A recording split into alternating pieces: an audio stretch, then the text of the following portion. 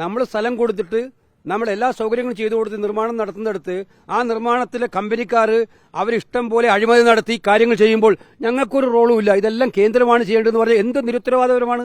മുഖ്യമന്ത്രി കാണിച്ചത് ഏറ്റവും നിരുത്തരവാദപരമായ സ്റ്റേറ്റ്മെന്റാണ്. ആരെയോ സംരക്ഷിക്കാനുള്ള ഒരു വലിയ വ്യഗ്രതയാണ് മുഖ്യമന്ത്രിയുടെ സ്റ്റേറ്റ്മെന്റിൽ കാണുന്നത്.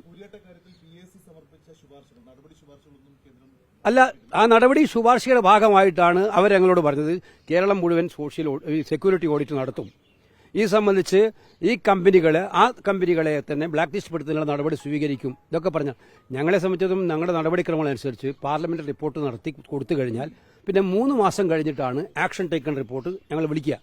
അതിപ്പോൾ ആവുന്നേ ഉള്ളൂ. കഴിഞ്ഞ പാർലമെന്റ് സമ്മേളനത്തിൽ റിപ്പോർട്ട് കൊടുത്തത്. ഈ വരുന്ന ദിവസങ്ങളിൽ ഞങ്ങൾ ഈ സമ്മേളനം കഴിഞ്ഞാൽ ഉടനെ ആക്ഷൻ ടേക്കൺ റിപ്പോർട്ട് എടുക്കും. ഈ പ്രശ്നങ്ങളിൽ എന്ത് ചെയ്തു എന്നുള്ളത് കൃത്യമായിട്ട് കമ്മിറ്റി മുമ്പാകെ അവർ പറയേണ്ടി വരും. എന്തൊക്കെ ശുപാർശകൾ 1, 2, 3 1 ഞങ്ങൾ ഓരോ ശുപാർശകളിലും എന്താണ് നടപടി എന്നുള്ളത് അവർ റിപ്പോർട്ട് തരേണ്ടി വരും. അത് ഒരു 2 ആഴ്ച കൂടെ കഴിഞ്ഞിട്ടുള്ള കമ്മിറ്റിയിൽ അത് തരേണ്ടി വരും. 3 മാസത്തേക്ക്. അല്ല, ഞങ്ങൾ പറയുന്നത് PSC പറയുന്നത് സത്യത്തിൽ കേരള ഗവൺമെന്റ് സപ്പോർട്ട് ചെയ്യല്ലേ വേണ്ടത്. നമ്മളാകെ പറയുന്നതാണ് സുരക്ഷ ഉറപ്പുവരുത്തണം, അഴിമതി ഉണ്ടാകാൻ പാടില്ല, ഈ നിർമ്മാണ ജോലികളിൽ കൃത്യമായിട്ടുള്ള മേൽനോട്ടം വേണം NHAയുടെ ഭാഗത്തുനിന്ന്. സംസ്ഥാന ഗവൺമെന്റ് ഉദ്യോഗസ്ഥന്മാരെയും കൂടെ ഇൻവോൾവ് ചെയ്യിപ്പിക്കണം. ഞങ്ങളുടെ റിപ്പോർട്ടല്ലാതെ പ്രധാനപ്പെട്ട ലോക്കൽ ജനപ്രതിനിധികളെയും ഉദ്യോഗസ്ഥ PWD, local PWD, local revenue, local police ഇവരെയൊക്കെ നിർമ്മാണ ജോലികളിൽ ഉൾപ്പെടുത്തിയാൽ ഈ സംഭവം നിങ്ങളെല്ലാം കൂടെ ചാനലുകളിൽ ഞാൻ കണ്ടതാണ് വിഷ്വൽ. അവിടുത്തെ ലോക്കലായിട്ടുള്ള ഒരു സാധാരണ പ്രവർത്തകൻ ആളുകൾ പറയാണ് ഇവിടെ ഈ കൺസ്ട്രക്ഷൻ രീതി നടത്താൻ പറ്റുന്ന മണ്ണല്ല ഇവിടെ. അവരുടെ ഒരു പ്രാഥമികമായിട്ടുള്ള അവരുടെ വിവരമനുസരിച്ച് അവർ പറയുമ്പോൾ നമ്മുടെ PWD ഉദ്യോഗസ്ഥന്മാർക്കും റവന്യൂ ഉദ്യോഗസ്ഥന്മാർക്കും ഇത് അറിയുമായിരുന്നില്ലേ? അപ്പോൾ സ്റ്റേറ്റ് ഗവൺമെന്റ് ഡിസ്ട്രിക്ട് കളക്ടർ ചെയർമാനായിട്ടുള്ള ഒരു കമ്മിറ്റി വയ്ക്കാൻ പറഞ്ഞിട്ടുണ്ടായിരുന്നു. കമ്മിറ്റിയുണ്ട്. ആ കമ്മിറ്റിയിൽ ഉദ്യോഗസ്ഥന്മാർ പറയണ്ടേ നിർമ്മാണത്തിൽ പാകപ്പിഴകൾ ഉണ്ടാകുന്നത്, ചൂണ്ടിക്കാണിക്കണ്ടേ? ഇത് സുരക്ഷയുമായി ബന്ധപ്പെട്ട പ്രശ്നമല്ലേ? ഞാൻ ഒറ്റ ഉദാഹരണം ചോദിക്കാം. ഇതൊന്നും ഇപ്പം കണ്ടില്ല, ഇന്ന് തകർന്നില്ല. റോഡ് ഉദ്ഘാടനം കഴിഞ്ഞിട്ടാണ് ഇത് തകർന്നു പോകുന്നുണ്ടെങ്കിൽ എന്തായിരിക്കും കാഷ്വാലിറ്റി? ഇതന്നെ കൂരിയാടും സംഭവിച്ചത്. ഈ തട്ടുകൂട്ട് നിർമ്മാണം നടക്കുകയും അത് പെട്ടെന്ന് ഇത്ര വേഗത്തിൽ നടക്കുന്നത് നിയമസഭാ തെരഞ്ഞെടുപ്പിന് മുമ്പ് ഉദ്ഘാടനം ചെയ്യാൻ അത് തന്നെയാണ്. ഇതിനകത്ത് നമുക്ക് നല്ല റോഡ് വേണം, സുരക്ഷിതമായ റോഡ് വേണം. ആ റോഡ് സുരക്ഷിതമായ റോഡ് വേണം. അത് എല്ലാവരും അതിനെ അനുകൂലിക്കും കേരളത്തിൽ.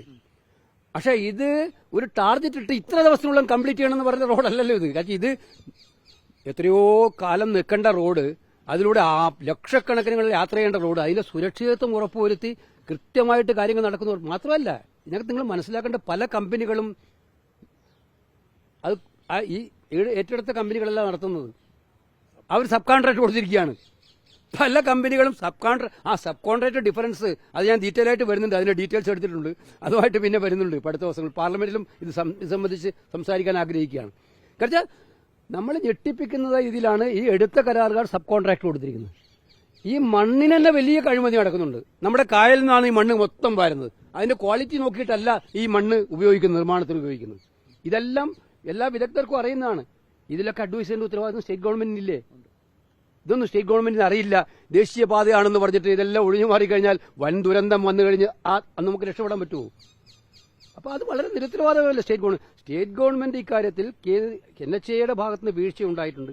അതിനിപ്പോൾ ചെയർമാൻ തന്നെ ഞങ്ങളോട് സംസാരിച്ചു. എന്നോട് സംസാരിച്ചപ്പോൾ സൂചിപ്പിച്ചു സാർ അതിനകത്ത് പ്രയാസം ഉണ്ടായിട്ടുണ്ടെന്ന് പറഞ്ഞു. അത് പ്രയാസം ഉണ്ടായെന്ന് പറഞ്ഞുകൊണ്ട് കാര്യമില്ലല്ലോ. നമുക്ക് വേണ്ടത് ജനങ്ങളുടെ ജീവന് സുരക്ഷയുണ്ടാവുന്ന രീതിയിൽ മുന്നോട്ട് പോകണം. ഇപ്പം എന്താ നോക്കിയിട്ട് അവിടെ കംപ്ലീറ്റ് ഇനിയിപ്പം ഡിസംബർ വെക്കേഷനാണ്, സീസൺ വരികയാണ്, അവധിക്കാലം വരികയാണ് കുട്ടികളുടെ. രാജ്യത്ത് റോഡുകൾ മുഴുവൻ തിരക്കുള്ള റോഡുകളാണ്. ആ കൊല്ലം ഭാഗത്തൊക്കെ ഒന്നും ഇപ്പം ട്രാഫിക് പോലും പോകാൻ പറ്റാത്ത വണ്ണം ആക്കി കഴിഞ്ഞു. ഞാൻ ഒറ്റക്കാര്യം ഞാൻ ആദ്യം മുതലേ പറയുന്ന ഒരു കാര്യം ഞങ്ങളുടെ റിപ്പോർട്ടിൽ പറഞ്ഞിട്ടുണ്ട്. ഈ സർവീസ് റോഡുകൾ കേരളത്തിൽ ഏറ്റവും പ്രധാനമുള്ളതാണ്. കാരണം മറ്റ് സ്റ്റേറ്റുകളെ പോലെയല്ല, നമ്മുടെ സ്റ്റേറ്റിലാണ് ഏറ്റവും കൂടുതൽ 2 വീലേഴ്സ് യാത്ര ചെയ്യുന്നത്, യാത്രക്കാർ, സാധാരണക്കാരായ ആളുകൾ, ഓട്ടോറിക്ഷ ഡ്രൈവർക്കാർ. ഈ സർവീസ് റോഡിൽ ഓട്ടോറിക്ഷയും 2 വീലറും ഒക്കെ പോകുന്ന ഏത് റോഡിലാണ്? സർവീസ് റോഡിലൂടെയാണ് പോകേണ്ടത്. ഇനി ആ സർവീസ് റോഡ് നല്ല ക്വാളിറ്റിയിൽ നിർമ്മിച്ചിട്ടില്ലെങ്കിൽ ഗുരുതരമായ ഭവിഷ്യത്തുകൾ ഉണ്ടാവും അവിടെ. ഇന്നലത്തെ ഈ സർവീസ് റോഡ് തകർന്ന ഇത് ഇരുന്നപ്പോൾ, ഈ മെയിൻ റോഡ് ഇരുന്നപ്പോൾ സർവീസ് റോഡ് വാർത്തകൾ ഞാൻ കണ്ടു, പത്രങ്ങൾ എഴുതി പപ്പടം പൊടിയുന്നത് പോലെ പൊടിഞ്ഞു എന്നാണ് സർവീസ് റോഡ്. അപ്പോൾ അതിന്റെ ക്വാളിറ്റി ഒന്ന് നോക്കി. അപ്പോൾ എന്തായാലും എന്തായാലും അദ്ദേഹം ഇന്ന് പതിവ് പോലെ പറഞ്ഞിട്ട് NHAI മെമ്പർ നാളെ പോകുന്നുണ്ട്. ചെയർമാൻ 3 ദിവസം കഴിഞ്ഞാൽ സന്ദർശിക്കും, വിദഗ്ധ സമിതി അയക്കും. പക്ഷേ ഇക്കാര്യത്തിൽ എനിക്കൊരു കാര്യം പറയാനുള്ളത്, കൃത്യമായിട്ടും ഇനി ദേശീയപാതയുമായി ബന്ധപ്പെട്ട നിർമ്മാണ ജോലികളിൽ സുരക്ഷ ഉറപ്പുവരുത്തിയിട്ടുള്ള ഉത്തരവാദിത്തം കേന്ദ്ര സർക്കാർ ഏറ്റെടുക്കണം.